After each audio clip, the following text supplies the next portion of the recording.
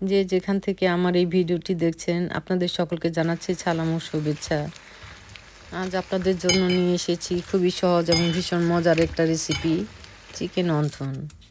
চলুন আর দেরি না করে শুরু করি আজকের রেসিপি। অন্থন বানানোর জন্য প্রথমে আমি ফিলিংটা তৈরি করে নিব। সেজন্য এখানে নিয়ে নিয়েছি একটা চিকেন ব্রেস্ট, একটু ছোট করে কেটে নিয়েছি।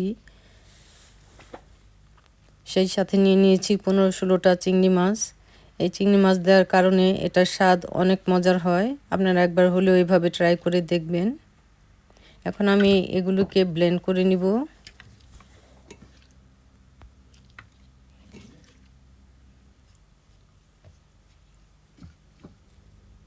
এখন দিয়ে দিলাম একটা কাঁচামরিচ। আপনারা কাঁচামরিচটা চাইলে বেশিও দিতে পারেন, কমও দিতে পারেন, না চাইলে নাও দিতে পারেন, তবে দিলে ভালো লাগে খেতে।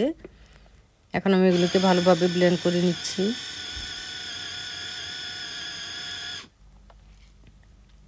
ব্লেন্ড করা হয়ে গেছে। এখন আমি একটা বোলের মধ্যে ঢেলে নিচ্ছি। যারা এখনও আমার চ্যানেলটি সাবস্ক্রাইব করেনি প্লিজ সাবস্ক্রাইব করে দিবেন, সেই সাথে লাইক কমেন্ট শেয়ার করতে ভুলবেন না। এখন আমি এখানে দিয়ে দিচ্ছি 2 চা চামচ সয়া সস।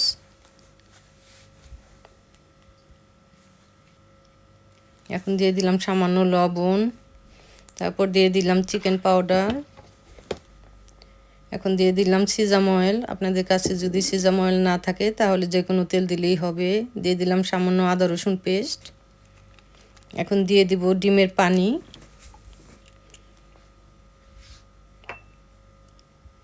তারপর দিয়ে দিলাম 2 চা চামচ কর্নফ্লাওয়ার। সব কিছু দেওয়া হয়ে গেছে। এখন আমি এটাকে ভালোভাবে মিক্স করে নিব।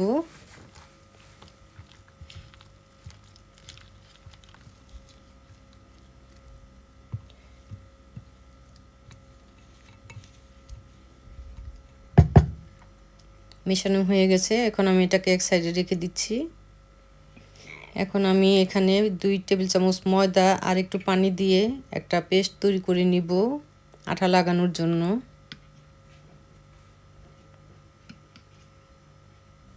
আজকে আমি অন্থন তৈরি করব স্প্রিং রোলের এই শীটগুলি দিয়ে। আমার মনে হয় এই স্প্রিং রোল শীট সব জায়গায় কিনতে পাওয়া যায়। আমি যেহেতু সবসময় এই শীটগুলো দিয়েই তৈরি করি তাই আপনাদের এটা দিয়েই দেখাচ্ছি। এখানে আমি ভাঁজ খুলে নিচ্ছি দুইটা দুইটা করে। ভাঁজগুলো খুলে একটা বক্সের মধ্যে রেখে দিতে হবে, না হলে শুকিয়ে যাবে। শীট খোলা হয়ে গেছে। এখন আমি ওখান থেকে 2টা শীট নিয়ে মাঝখানে একটু পেস্ট লাগিয়ে নিব। এখন এইভাবে আড়াআড়ি করে আরেকটা শীট উপরে দিয়ে দিব। তারপর সামান্য ফিলিং দিয়ে দিব মাঝখানে। ফিলিং বেশি দিবেন না, তাহলে ফেটে যাবে ভাজার সময়।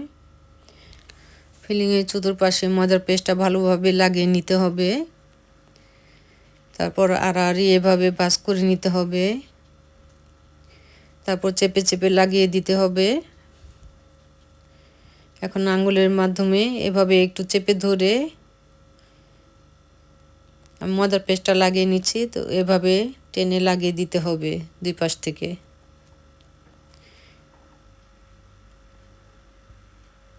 এখন আমি আরও 2-1টা তৈরি করে দেখাচ্ছি। এটা বানানো খুবই সহজ, আপনারাও পারবেন।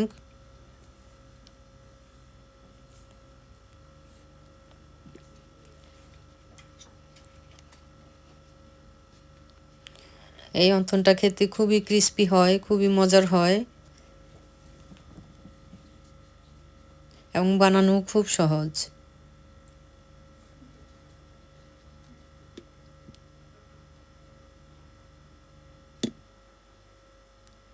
এভাবে তৈরি করে একটা বক্সে ভরে আপনারা নর্মাল ফ্রিজেও 1-2 দিন রেখে দিতে পারেন এবং সেই সাথে ডিপ ফ্রিজে রেখেও সংরক্ষণ করতে পারেন।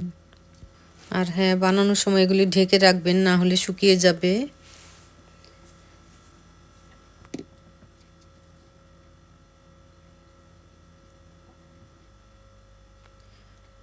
সবগুলো অন্থন তৈরি করে নিয়েছি। এখন আমি এগুলোকে ভাজতে চলে যাব। প্রথমে তেলটা একটু ভালোভাবে গরম করে নিতে হবে, তারপর অন্থনগুলো ভেজে নিতে হবে। একটু শক্ত হওয়ার পর জাল একটু কমিয়ে দিতে পারেন, না হলে হাই হিটেই ভেজে নিতে হবে। আর ভাজার জন্য সব সময় চেষ্টা করবেন ডিপ কড়াই নিতে, তাহলে তেল কম লাগে এবং সুন্দর ভাজা হয়।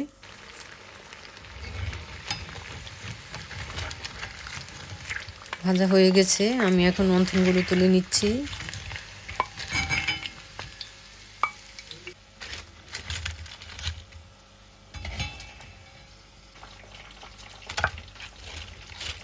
আমি এখন সবগুলো অন্থন ভেজে নিয়েছি।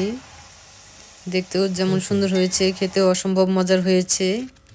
এভাবে অন্থন তৈরি করলে বাইরে দিয়ে খুবই ক্রিস্পি হয় এবং ভিতরের চিকেনটাও খুব জুসি হয়। এটা আমি চিলি সসের সাথে পরিবেশন করেছি। এটা চিলি সস দিয়ে খেতেই বেশি মজা লাগে। আশা করছি আপনাদের কাছে আজকের রেসিপিটিও খুব ভালো লেগেছে। ভালো থাকবেন, সুস্থ থাকবেন। ফিরে আসবো নতুন কোনো রেসিপি নিয়ে। আল্লাহ হাফেজ।